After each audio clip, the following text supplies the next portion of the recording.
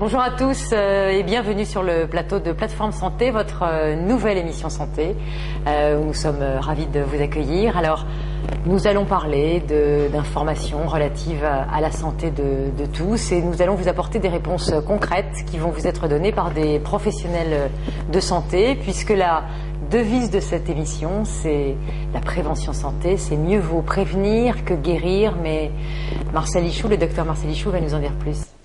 Alors prévenir, c'est une longue discussion, c'est qu'en médecine chinoise, la prévention est le maître mot médical et on va voir son médecin pour qu'il vous garde en bonne santé. Donc c'est un peu l'esprit de cette émission. Aujourd'hui, nous parlons d'équilibre alimentaire, je crois, Guylaine. Oui, on parle d'équilibre alimentaire, puisque pour des gens qui parlent de prévention, effectivement, l'alimentation est à la base notamment de beaucoup de problèmes de santé, donc il faut bien se nourrir et c'est ce dont nous allons parler aujourd'hui avec notre invitée, Sophie Després.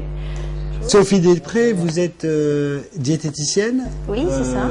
Vous exercez en libéral, un peu en clinique, enfin vous avez de multiples activités. Voilà, on a beaucoup d'occasions de s'occuper de l'alimentation et de la prévention. Donc je travaille dans des cliniques, dans des maisons de retraite, en hospitalisation à domicile et je donne des conseils aussi aux particuliers, donc des conseils alimentaires. Souvent, les gens ont besoin de savoir un peu ce qu'il faut manger. Alors justement, c'est se repérer en fait par rapport à l'alimentation. Je crois que c'est important parce qu'on entend dire beaucoup de choses. Il y a beaucoup de programme national de nutrition santé du ministère de la Santé qui nous dit mangez plutôt des fruits et légumes, ne mangez pas de matières grasses, pas trop de produits sucrés. Qu'est-ce que c'est le bon équilibre alimentaire pour donner en fait des conseils assez simples à nos téléspectateurs? Qu'est-ce qu'on peut leur dire simplement? Alors, comment ils doivent manger? Oui, l'alimentation équilibrée, il y a quelques règles simples à respecter. Après, on peut rentrer un peu plus dans le détail, mais des petites règles simples. D'abord, les légumes et les féculents. Il faut, dans une journée, manger tous les jours un légume vert et un féculent. C'est-à-dire avoir un petit peu ce réflexe.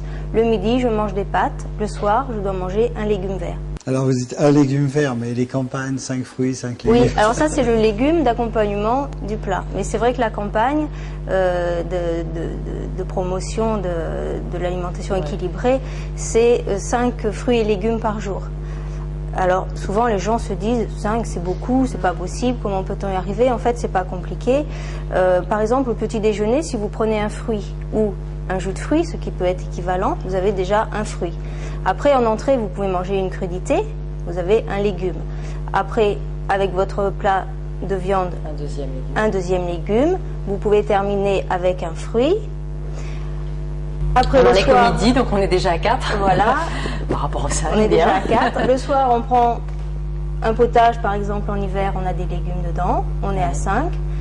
Alors, on prend un féculent puisqu'on a pris un légume le midi, donc là, on compte rien.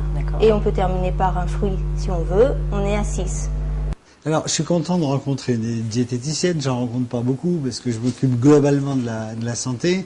Et la prévention par l'alimentation, c'est un domaine qu'on connaît bien puisqu'on n'arrête pas d'en parler, que ce soit pour la prévention des cancers, des maladies cardiovasculaires, la maladie d'Alzheimer et bien d'autres choses.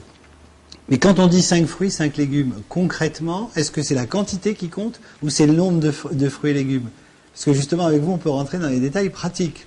C'est ce que je vous... Qu'est-ce qui compte? Ce qui compte, c'est de manger une rondelle de tomate, une rondelle de concombre. Non, il faut quand même la quantité. Ah voilà, il y a aussi une notion de quantité. Donc je ne vous ai pas donné la quantité, mais je vous ai déjà placé les fruits et les légumes dans la journée. Après, c'est sûr qu'une entrée, ça représente par exemple donc une tomate, des portions que l'on sert en collectivité, en fait, des portions d'entrée ou de légumes que l'on rencontre en collectivité. Alors ça, c'est dans les premières directives, c'est vrai, c'est les 5 fruits et légumes. Les légumes et les fruits. Les féculents, vous disiez d'associer le féculent aux fruits et légumes. Pensez à alterner légumes verts, féculents. Et je pense aux parents qui ont des enfants à l'école, c'est vrai que c'est bien de s'informer du menu de l'école pour adapter le menu le soir, après si on veut équilibrer l'alimentation de ses enfants. Alors, autre point aussi, les produits laitiers. On en a besoin, c'est important pour le calcium.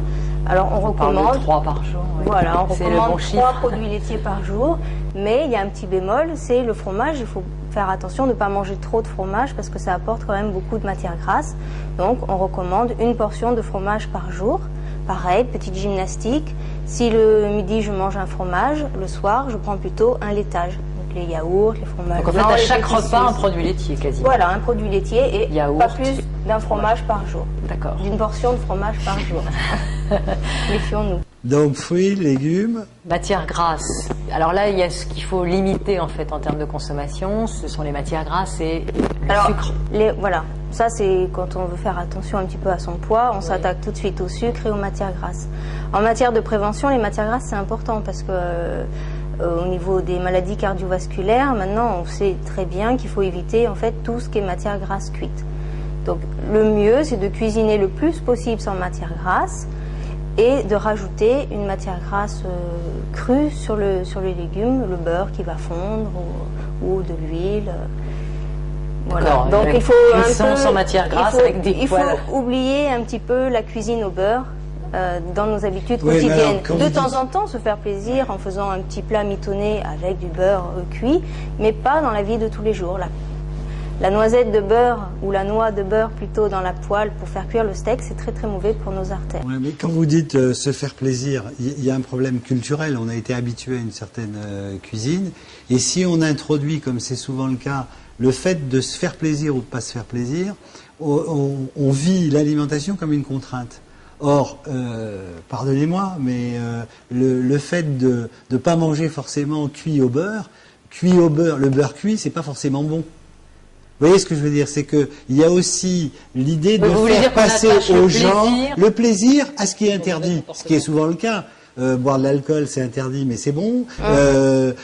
Et il faudrait aussi faire passer l'idée que on peut très bien vivre sans boire d'alcool. C'est pas forcément, on n'est pas obligé. La qualité, la fête passe pas forcément par l'alcool. Alors je veux pas dire que il faut éviter l'alcool, il faut éviter les matières grasses.